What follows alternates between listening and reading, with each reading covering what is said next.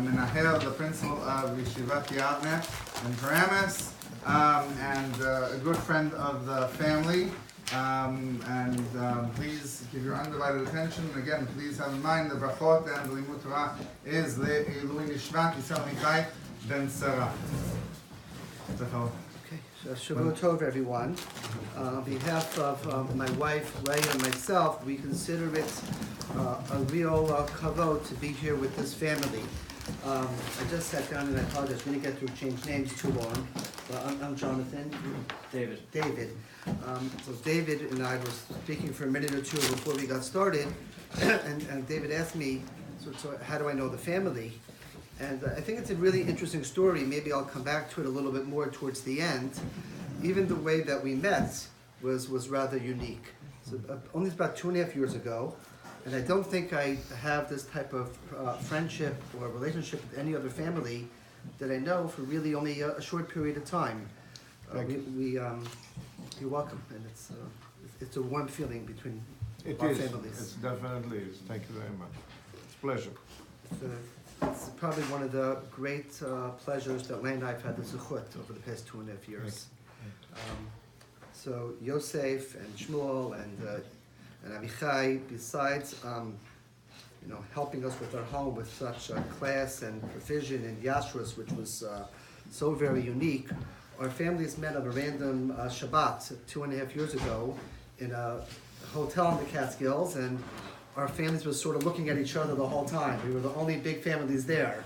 So I was there with my mother and her husband and my brother and his family, and your family was there. And we started talking, and maybe I'll come back to a little bit later on. So I think that's one reason that I'm here, what's happened in the last 2.5 years. Shmuel and I were talking, and I was reflecting with Shmuel a little bit of my own life story, and Shmuel said maybe it'd be appropriate that I share it for a minute. And I was very young when my own father passed away. I was 5 years old, and my family did not talk about it much. And only about 15 years ago, I was being Menachem Ovo with a family in our school who lost a parent, and spending time with them. And I came for Nichem Avelim, and sometime during that Shiva visit, the father who was sitting Shiva, it was pointed out to him by somebody else that I lost a parent, and he said to me at the time, that gives me a lot of nechama. And I didn't understand it. And I said, how so? He said, I see that you seem, Baruch Hashem, to have a family, and you have a happy life, and you have a job, and you have a wonderful wife, and you have children. And he said to me, this nechama is something that you don't realize. And I didn't realize it. And so he helped me to understand that better. So in that sense, I come with a sort of a second goal, is to always provide some added nechama. So I prepared this year. Yosef, normally I teach kids your age. I don't normally teach people that are so much bigger than me. So I prepared some Marbakalot that I thought we could study and learn together. So I'll pass them around. You can pass them towards the back. I'll wait a minute or two. You can pass them around. The idea of the topic that I was thinking about and speaking with Shmuel a little bit was to try to take a little bit of a deeper look at the word simcha as it appears in the Torah and as it appears in the Rambam. There's only one sheet, it's back to back, it's on two sides. So we know this time of the year there's a lot of talk about simcha. People famously sing the song, Misha Niknas Adar, Marbim Simcha. So everyone talks about simcha when it comes to Adar. So the original source for that famous song is a Gemara in Tainus. I'll try to say Ta'anit. If I slip, you'll please excuse me. Gemara says the first source, Meshanichnas Av Mema'atim V'Simcha. When the month of Av comes, of course, we lessen the Simcha. Amar Rav Yehuda Bereda Rav Shmuel Bar Shila B'Shmei Rav. Just like when Av comes, we lessen the Simcha. Kashem Shemishanichnas Av Mematim B'Simcha Kach Mishanichnas Adar Marbim B'Simcha. This is Meshi with some extra notes on it. So the first thing that I thought was interesting is the Gemara doesn't tell us when Av comes that there's no Simcha. Gemara doesn't say when Av comes we eliminate Simcha, we minimize Simcha. So it seems to me there's always some idea of Simcha, but it really extends itself during the month of Adar. So then we ask, where in Adar are we supposed to find the chance to elevate the Simcha? So most obviously we would think about Purim. So I copied for us to look at together the Rambam Hilchos Megillah. The Rambam before that talks about when the mitzvah of Sudas Purim is supposed to take place. And then the Rambam writes, this one came up with Nikud, I'm not sure why exactly. The Nikud might be exactly correct, might not be. Ketzad Chovat Su'udazu. What is the obligation? How do we fulfill this mitzvah? Rambam tells us, Sheyochol Basar, V'yatakin Suda Na'eh, Kafi Asher Timsa Yado. You have to eat meat, you have to prepare a nice Suda according to your means. V'shote Yayin Ad Sheis Taker, famous Rambam. V'yeradem B'shichruto. You have to drink to your heart's content until you actually get drunk, let's call it, and then you fall asleep through this drunken state. So the first idea the Rambam seems to articulate for us is the mitzvah of the Sudan Purim is to drink, to eat meat, to drink wine, to get drunk. Seems to be purely a physical experience, festive, frivolity, lightheadedness, and that's the idea of the Rambam in Hilchot Megillah. The Rambam in Hilchot Yantav presents for us a very, very different idea. In fact, it's so different, it's going to be almost hard for us to reconcile this. And now, here's where I apologize because the sheets get interesting, and I'm going to explain what happened. At least I'm going to try. I'm sort of tech savvy, I'm not so bad, but I have a friend who's much better than me, and I asked this friend to help me prepare the Mar Makomot. It's my fault for not reviewing them as carefully as I wanted to Erev Shabbat, because they look fine at the first printing. But here's what we need to do. I'm going to ask you to be creative. The Rambam in source 3 is actually the beginning of source 4. So stick your pointer finger on source 4 for the beginning, because that really belongs at the beginning of source 3. Kisha Adam Ochel V'Shoteh V'Samach B'Regel. This is, again, Rambam Hilchos Yantiv. Lo Yimshach B'Yayin.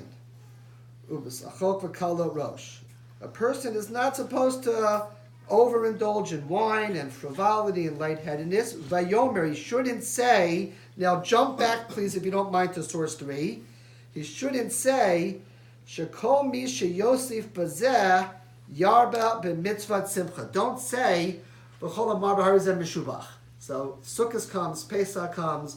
We're not supposed to say, hey, the mitzvah is to drink wine, bring it on, let's have more, keep indulging, more wine, more meat.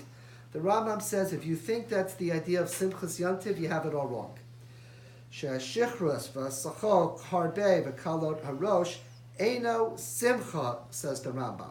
That's not simcha. You think you're having a good time? Let's not confuse ourselves. And the Rambam goes on, he describes that this is silliness and this is anything very, very far from simcha. And if you continue the Rambam, the real simcha has to involve what he calls avodat yotzer kol. It has to involve some type of avodah v'kadosh baruch hu. So Purim, the Rambam says, drink, have a good time, be drunk, enjoy yourself. When it comes to Hilchos Yantav, it seems to be exactly the opposite.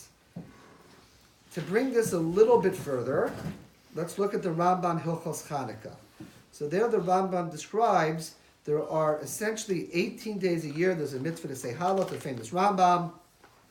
We're going to start where we left off. It's the end of the first line of the fourth source.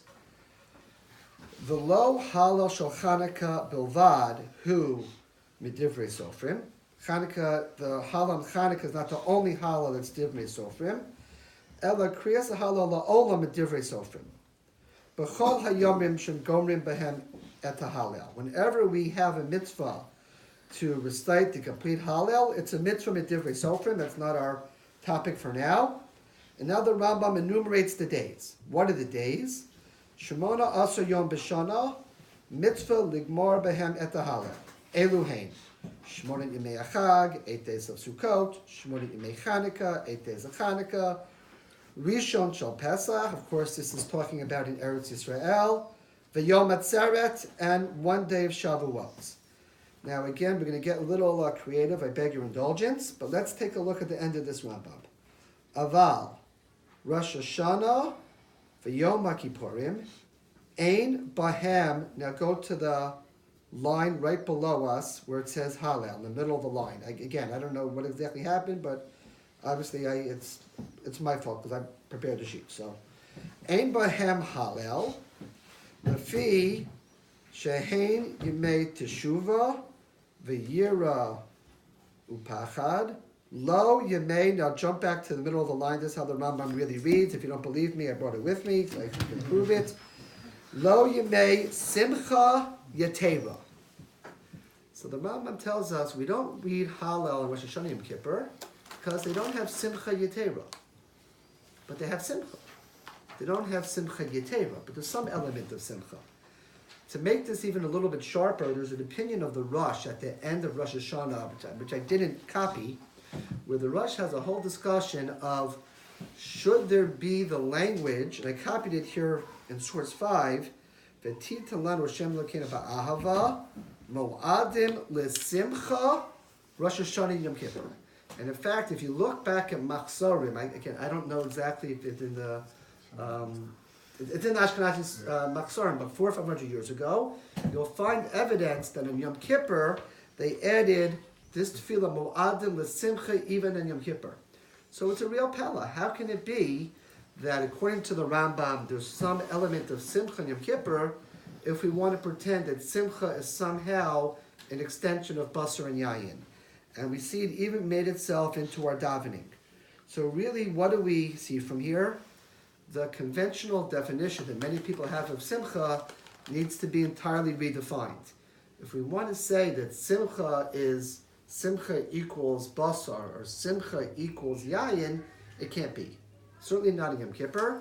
And the Rambam even says, if you think that's your experience to be misamech on the Shlosh Regalim, you have it all wrong according to the Rambam. So if that's not Simcha, so then we have to ask ourselves, what is Simcha? How are we now going to have, hopefully, a new understanding of Simcha that might help us in a few other ways? So there are many, many psukim in Chumash that one can find the mitzvah of Simcha juxtaposed to the words Lifnei Hashem. There are many, many examples. I copied two. I copied one in Emor and one in Re'eh. So they both have to do, obviously, with the Shlosh Regalim. The first one is the mitzvah of the Dalim Midim. Ulekachtem lechem b'yom harishon, priyei todar, kapot tamarim, anafei tavot, arvei nachal, v'simachtem, lifnei Hashem Elokeichem.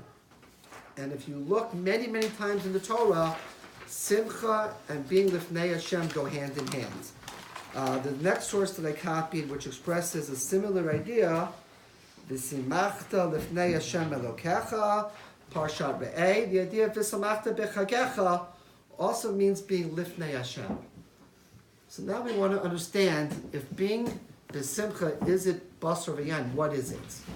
So the idea that I want to sort of share with you tonight is an idea that's developed in a few places by Rabbi Soloveitchik. And he says that Simcha is an awareness of being in front of a Kadosh Baruch Hu. That along with Simcha is some type of, we'll call it an inner awareness, an inner tranquility, a life approach that at all times we're walking Lifnei Hashem. One of the hard ways to understand some of these psukim otherwise would be actually in a way sometimes problematic. We can ask God, how can you tell me how to feel? How can you mandate an emotion? How can God say, today is Tet Vav Tishrei, feel happy? And it's hard because we have emotions, and our emotions sometimes may not be feeling happy. Our emotions might feel elsewise. With this new understanding of Simcha, the mitzvah of Simcha is not necessarily to be happy. It's an awareness of I'm now in the presence of a Kadosh Baruch Hu. I think if we now use, how am I doing time-wise, by the way? Great. I'm doing Beseder? No. Okay. I'm sensitive to that. Very good. Okay. No one's Besimcha if the rabbi goes too long. Then I know. It's 6 o'clock, don't worry. 6 o'clock in the morning? 6 o'clock is Nate's tomorrow morning. Vasikin here. Vasikin. Okay. Yeah, but till then. So there's a very unusual, it's a long Mishnah on the 9th parak of Brachot, and tucked away in that Mishnah are a few words that are very, very difficult to understand. The Mishnah tells us, Chayev Adam, we're now in source 8, Levarech al hara, kishem shemavarech al tova. So there's an obligation, the Mishnah says, that we're supposed to say a bracha on things that are difficult, that are hard, that are unfortunate, that are considered not good, kishem, just like we make a bracha on something that's good. It's almost an impossible mission to understand. How are we supposed to make sense of this? Number one, the brachot are entirely different. They're different brachot. The brachot on something good is a tova meitiv. It's not the same bracha altogether. And more so, the equation, we'll call it in the Mishnah, seems to say kishem, just like. How is it supposed to be just like? It's impossible for us. I think if we want to extend this idea from the Rav, it can maybe help us understand this Mishnah in a better light. Chayev Adam levarech al hara kishem shevarech al tova means we understand that HaKadosh Baruch Hu is in charge of our lives. And the same way HaKadosh Baruch Hu blesses us with tova, and we're exceptionally grateful, Hashem presents us with incredible challenges. And it's not the same. Our feelings about them are not the same. Our emotions about them are not the same. Our awareness about them, the Mishnah tells us, we have to work on it to be the same. Our awareness that whatever happens in our lives, both the challenges that we have and the brachot that we have, in a way that we don't understand, happen from Hashem in the same way. I want to share with you the final idea. Is actually a really, I think, beautiful and incredible idea that relates to Purim Katan, and I want to use it to sort of tie together the few different ideas we talked about today. The first Mishnah, the halacha, in Shulchan Aruch, Orach Chaim Siman Aleph, the halachot of what we're supposed to do, we wake up in the morning. So it's a famous song, many of us know it. Yitgaber Karila Mod Baboker Lavoda Boro. Supposed to wake up with energy, with excitement to serve HaKadosh Baruch Hu. We're not supposed to mention tomorrow 6 o'clock in the morning, even if we're not, for whatever reason, davening with the tzibur. We're supposed to try our best to daven. At the same time, the tzibur davens. I hope there's a later minyan for all of us, but 6 o'clock is very early. The Ramah adds, again, you'll see it in many shuls, Shaviti Hashem lenegdi tamid. At all times, to have this idea that we're always right in front of a HaKadosh Baruch Hu. We always place Hashem right in front of us. So hold that thought for a couple of minutes and look for a moment at the last halacha, Shulchan Aruch Orach Chaim, the very, very end of Orach Chaim, the halachot of Purim Katan, right? Just had Purim Katan. So there's different halachot, what you're supposed to do on Purim Katan. Do you say tachanan, do you not say tachanan, etc. You're supposed to have a suda, not have a suda. So machloket, yes suda, no suda. Look at the very, very end. So the Ramah again tells us we're now towards the end. We'll do Yesh Omrim. Yesh Omrim shechayv laharbo b'mishta u'b'simcha b'yud dalid sheba adar rishon, according to Torah. Ve'ein noagen kain. It's not our minhag. Last week there's no absolute mitzvah to have an absolute suda on Purim Katan. B'kol makom yarbek tzat b'suuda kedei letzeit yedei hamachmirim. It's a nice idea. Many people have the idea to have a little bit of a nicer suda in case there really is an idea to have a mitzvah of suda on Purim Katan. And the last 4 words of Orach Chaim, tov leiv mishta tamid. So I want to make a gezer shava from the first halacha and last halacha, tamid. Shulchan Aruch Orach Chaim begins with tamid. Shulchan Aruch Orach Chaim ends with tamid. It's a very interesting idea. So how do we try to understand tamid? So I think the idea very well could be that if we're able to live a life, Shaviti Hashem lenegdi tamid, then we're always tov leiv mishta tamid. That if we're able to live this life where we're always feeling we're walking together with the HaKadosh Baruch Hu, tov leiv mishta tamid. Mishta tamid, I really want to replace mishta tamid, simcha tamid. And when I was thinking about the shir, and Shmuel asked me what I could talk about tonight, So I thought about this idea of simcha, and I thought about tamid, and it brought me back to the first time our families met. So I don't know if you remember. You do. We had a good time together that Shabbos. For those who weren't there, we spent Shabbat in late summer in the Catskills. It was a program. It was about 100 people there, minyanim, shiurim, Shabbat meals. So there were many tables there with a few people. There were two large tables, the Avrahami table and our family's table. We were sort of next to each other. Both of our tables were a little bit loud, which was okay, a little bit leibedik. And when it came down to the very end of the weekend, the Sunday morning after Minyan, they had a little buffet. Of course, there's a guy making omelets. And Yisrael Amichai and I were standing on the omelet line next to one another. And I was thinking of Simcha. I was thinking of his absolute Simchat HaChayim.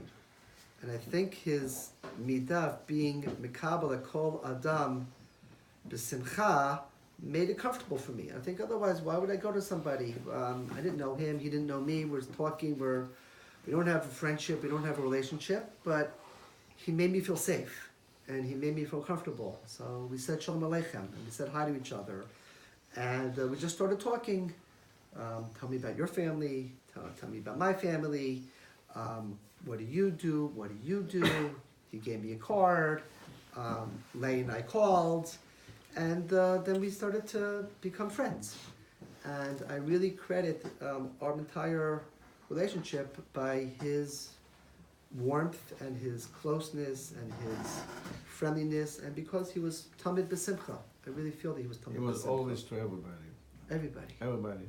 Just recently we received the letter, which was addressed to Yosef for his bar mitzvah, and this was a friend of his from yeshiva. It's not in the same class, but in the same shiur, the different room. And he was telling a whole story about how Amichai, befriended him, and at night that everybody else more in the shiur was they were all fasting. They didn't want to learn, and Amichai, asked him to come over, and they spent 2 hours learning. This is how Amichai was all the time. It was everybody. It was a contagious simcha. No Hashem. I think you couldn't be in his presence and not feel it. So to me, when I think about simcha, I think part of his simcha was an awareness that it was a tranquility, it was an experience that he knew he was walking with the Kadosh Baruch Hu and everything that he did. It was our experience with your family. We would sit together. Sometimes we would share Divrei Torah. We would look up Parak Tehillim. We would look up a pasuk, and then towards the end, Amichai was starting to not feel well already. He didn't want to complain. He wanted to push through, and he was always a professional. I think what your family does to me is incredible.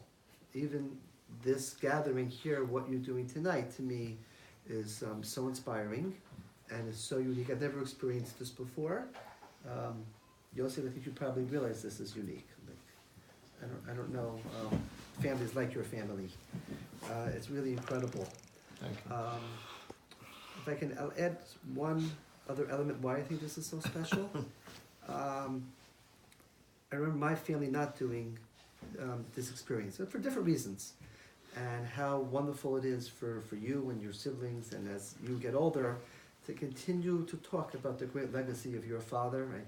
I saw that Sara was back there, and I know there are many other siblings I didn't get to meet yet, but the fact that your family talks about your father's legacy, it was such a beautiful legacy, remains a legacy of simcha, of chavrut, and of tamid, a legacy that of always being tamid b'simcha, and to always live up to that legacy, because you carry that legacy. It's a legacy that you should be proud of, that I know your father would be proud of, and I know your entire family carries on that legacy. To the members of the family that came to learn tonight, and to the friends that came to continue to remember all the great attributes that we all learned from Amichai, and that we continue to bring in our lives, it should be a continued nakamer to the family, and for zechut and aliyah for his neshama.